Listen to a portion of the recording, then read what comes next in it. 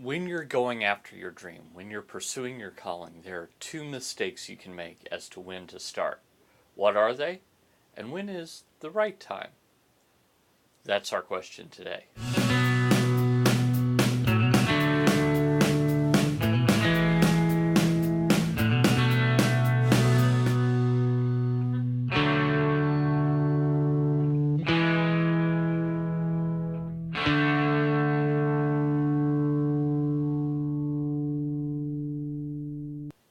Hi, I'm Paul Allen Clifford with TrinityDigitalMedia.com, and I want you to consider the right time.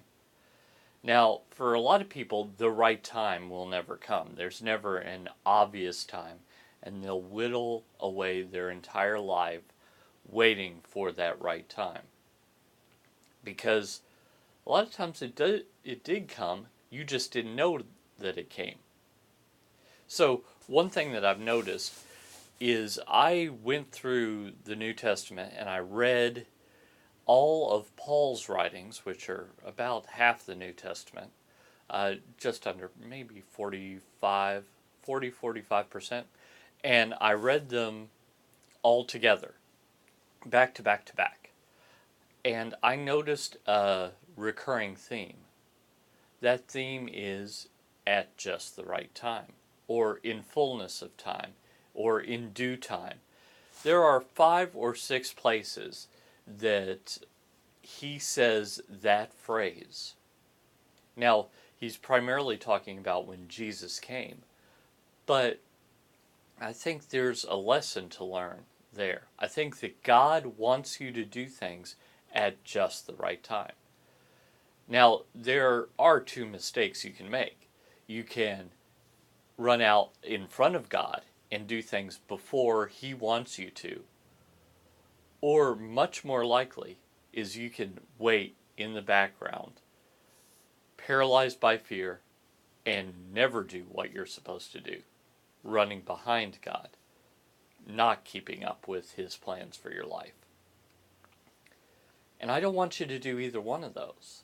I want you to follow quickly and easily in his footsteps. I want you to do exactly what you were meant to do when you were meant to do it.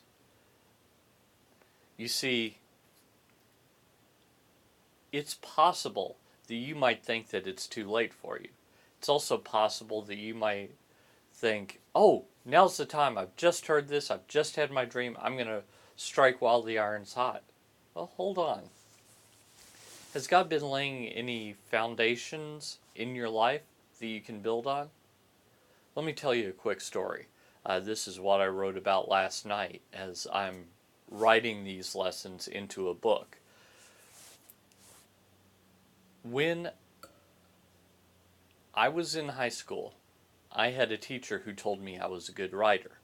Now, I could have taken that information and embraced it, which is what I did, by the way. Or I could take that information and disagree with it and say, well, she's just trying to be nice, or that's what teachers do. They say that their students are good writers even though they're not. But I didn't do that latter one. I did the former one.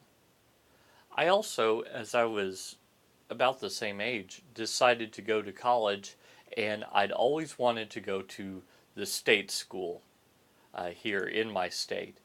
And I decided instead to go to a small liberal arts school because I felt like I'd get a better education. Now, it was more expensive, but that's why I did that. After college, I decided to go on to seminary, and it's at seminary that I learned how to do video.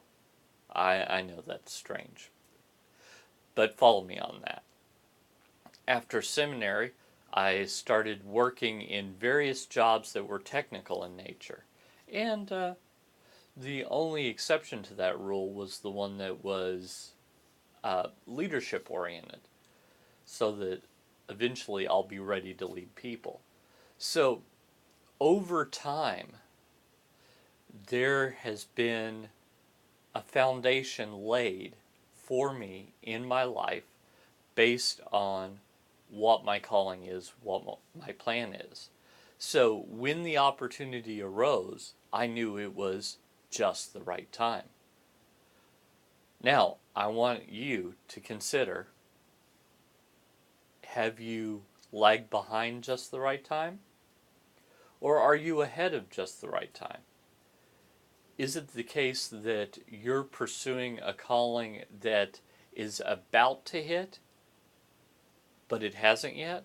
Or is it the case that you were supposed to have started already and it's time to play a little catch up?